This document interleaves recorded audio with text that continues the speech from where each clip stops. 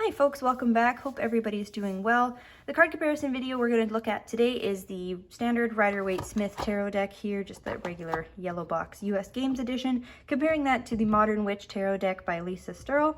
The publisher of this guy was Liminal 11. This deck has been out for a few years now, my goodness. Should have a date on it, does it say? Nope, it doesn't. My apologies. It's been out for a little while at this point. It has a really nice two-part slip box. Just show this really quickly.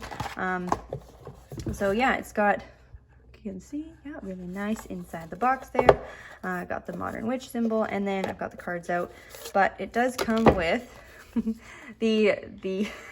so to my understanding, the reason this deck came to be is that the artist drew this and posted it, and everybody thought it was fantastic. So she kind of decided it was a good time to make a modern tarot deck that is a little bit more symbolically accurate to the world we live in today.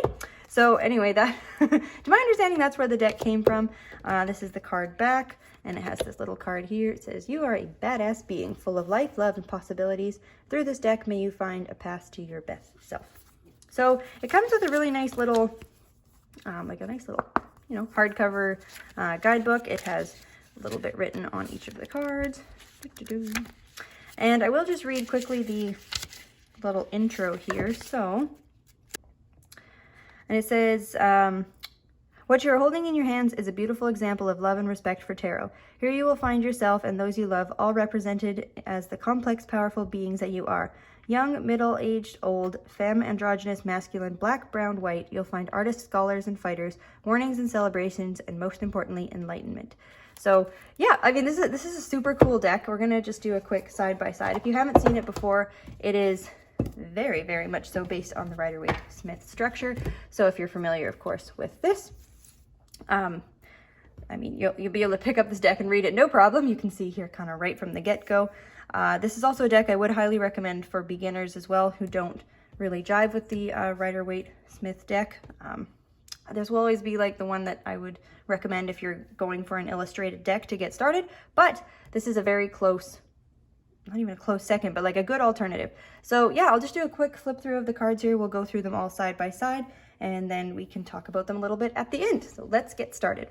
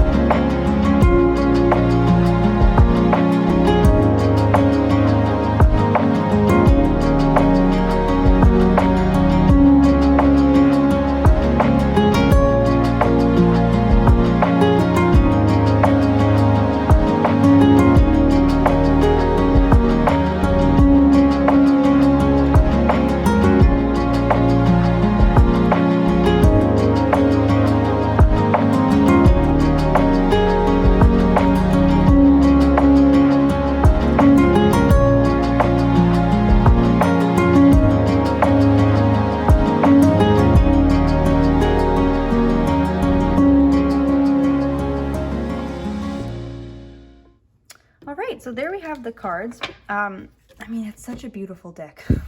It is a really, really beautiful deck. I absolutely love so many of the different renditions of the cards. I mean, her hair is so beautiful.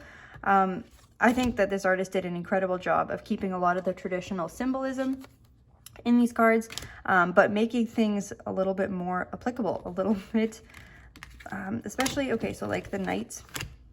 Sorry, not the knights. Knights are still on horses. Hang on. So just even like these little visual elements. So backpack there, but here as well. So I mean, I like that they've got the tornado here. The wreath is still there. The jewels, the fist, the heart. Like it's a lot of it is still very similar between two. But okay, where was the actual example I was going to give? Let's pull out the wands, shall we? Particularly, I have a few examples I just wanted to talk about because they're lovely. So the Two of Wands, if anyone noticed that going through, I could at least flip through them on camera. So there's something going on here. There we go. Where's two? Right, it's going to be backwards. Two, fabulous. So, okay, one of the things I thought was really nice, or at least that was done super well in this deck, was the use of technology. Let me zoom this in a little bit. Here we go. Cool. So instead of holding the world in his hand, you know, the globe, she's got a cell phone.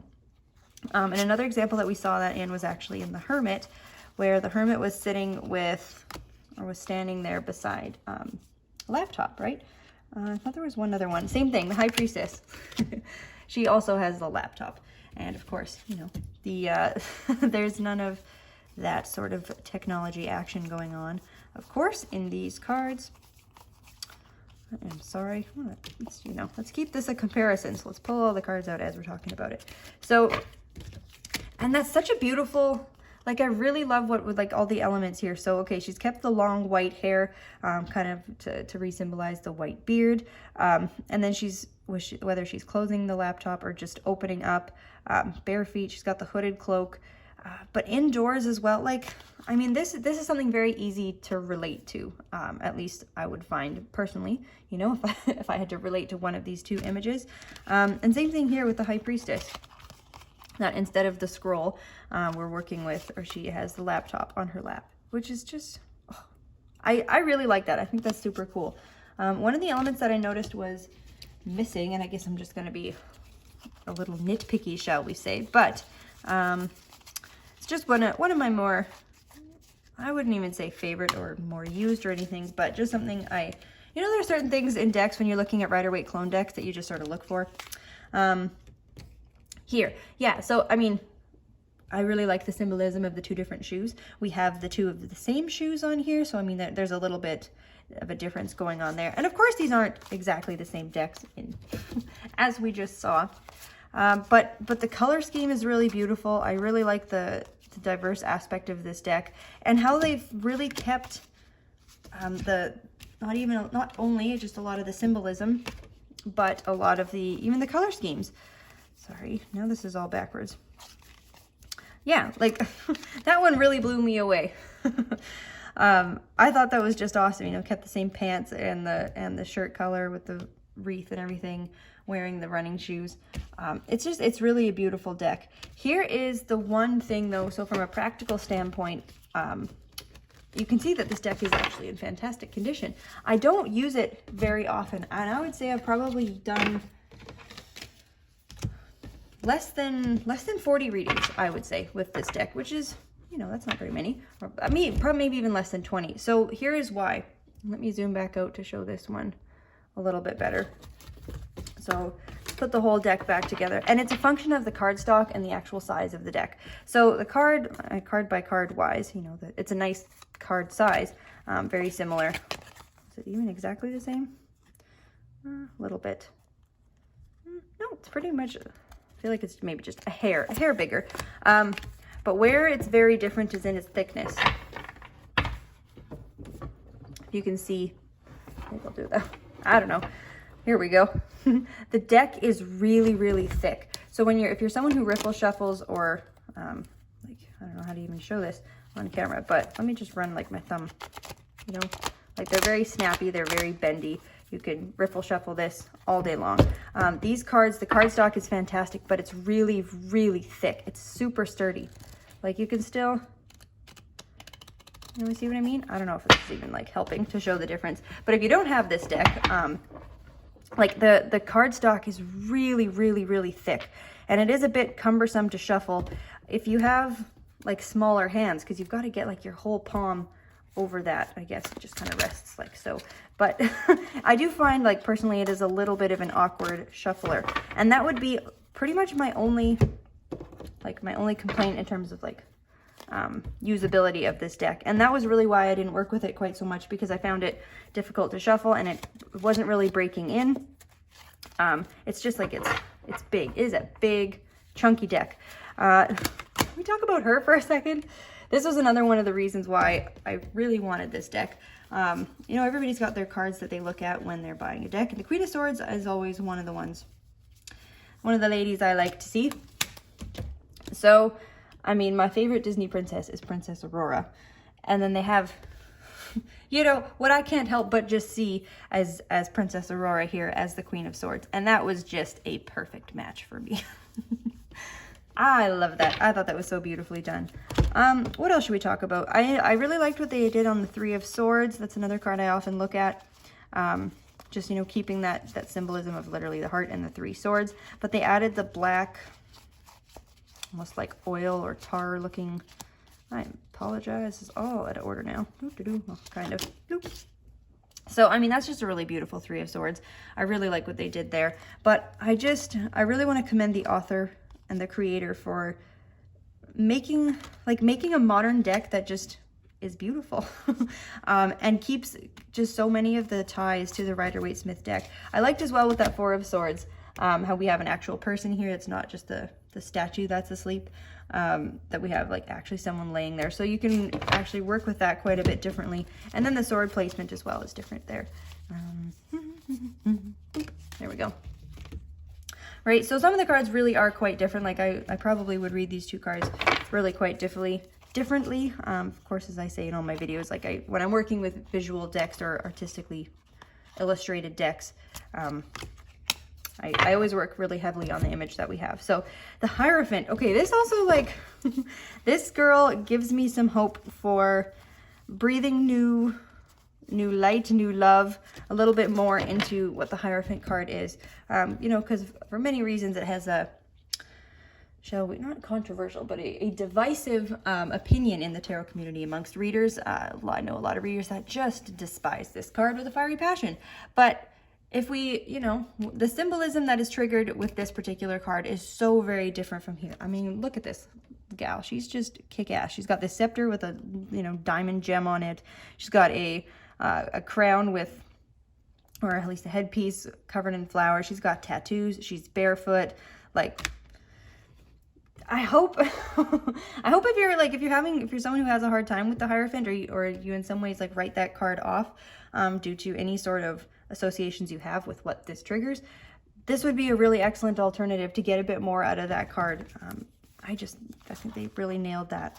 There's quite a few cards. That Empress is just stunning, like, absolutely beautiful. So many of these cards. The Page of Pentacles, you know, love how she's got her little backpack on. And I love what we see here as well with this Ten of Pentacles, having the, I don't know if she's a grandmother, but the woman here interacting with the dogs. Like, look at her face. She just looks so, not even just kind, but like, I don't know. I get a really beautiful energy off of that card. The Nine of Pentacles. Okay, let's just talk about that one for a hot second. And I guess I should say is it was certainly obvious in the flip through. We have the names of all of the minors written on the bottom, which would actually be very helpful for folks who are just learning the tarot. And that's another reason why I think as a beginner deck, it would be super helpful. Because, you know, it can, I guess, be tricky when you're starting, you know, if you didn't know that was the Nine of Coins or whatever. So, okay, let's just take a quick peek at these guys. So if we didn't have the writing on the bottom of here, and I wasn't counting the pentacles, I could almost see this card, like see that image passing for the Seven of Pentacles, because it's, you know, it's the garden scene. The smocks are even a little bit similar, you know. Okay, so we do have the yellow sky, we've got the bird, we have the out in the garden aspect, but I see these two very, very differently, right? Like we have this woman who's gardening, and then we have this woman out enjoying the garden. She's certainly you know, perhaps that is her gardening gown, but lots of times folks don't garden in a gown. So I wouldn't expect her to be the person tending the garden. To me, it looks like someone came out and tended it first, and then she comes by to enjoy it. So it's a super different feel, and I really like what they did with the Seven of Pentacles. I think that's a beautiful rendition of that card as well. But for me personally, when I saw that, and if I didn't have that Nine of Pentacles written on the bottom there, I get a similar Seven of Pentacles-y feel. Just wanted to throw that in there as well. I love that Eight of Pentacles. It's so beautiful. Let's see, is there anything else I wanted to chat about? I mean, it's just a flipping gorgeous deck. I love that they kept the little black cat. I do find it awesome and interesting that she did decide to keep the, you know, the pyramids, the out in the sand aspect of the Wands quartz. I think it's great. I mean, no complaints. Like the element of the motorbike there at the bottom of the Eight of Wands. That's super cool. This is neat as well, because of course this deck came out well before the pandemic. Now I'm like, because anybody else, time kind of warped during those years. Let me see if I can get a date when this one was published. It's been out for a while. I remember when first published in 2019. Okay, yes. Fabulous. So this was a pre-COVID deck, but again, you know, we have the people wearing the masks. Interesting. Also the Monstero deck, the death card is wearing a mask. And that was also a pre-COVID deck. Just thought that was an interesting note. Yeah, we talked about this. She kind of reminds me of Bewitched. You know, I feel like she's going to turn around and wiggle her nose at us. Super cute. I love that Nine of Cups. Sitting there in her big skirt tutu thing. Beautiful. Yeah, I love her. Her hair, just magnificent.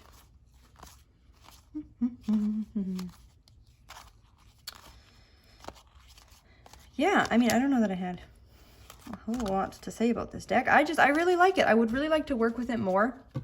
I just need to get over the fact that it's a little more cumbersome to shuffle. But it is an absolutely beautiful deck. And every time I have read with it, I've really enjoyed it. It's, oh yeah, okay, her. Wearing her over it sweater. Like that's... So one thing, okay, let's talk about the Four of Coins as well. Sorry, Four of Cups, my bad.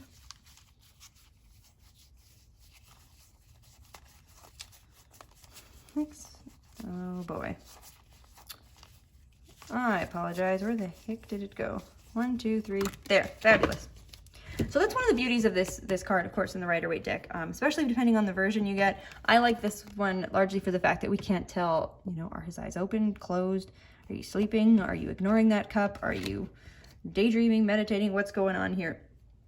And I really like that a lot of that ambiguity in what's going on is still maintained, like, of course, in her posture and in her eyes as well. Because has she not noticed that that cup is there? Is she ignoring it directly? And then, like, over it, you could really push that one way or the other, like, you know what I mean? It's, I don't know, I just thought that was like such a great card.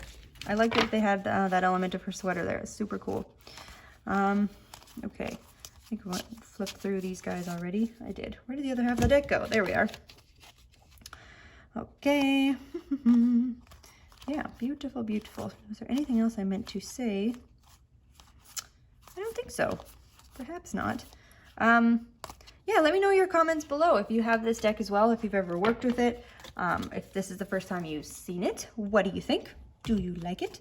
We'd like to see your comments down below, and let me know if there's any other comparisons that you want to see me do. I do like to go between comparing, you know, non-Rider Waite decks with a Rider Waite deck, you know, like the clones, or just, you know, two unrelated decks in some fashion or another. So we certainly take requests for the both the Deck of the Month video series, and I do as well for my card comparisons, which, depending on when you're watching this, these come out at the last Friday of every month. So yeah, anywho, these are these decks.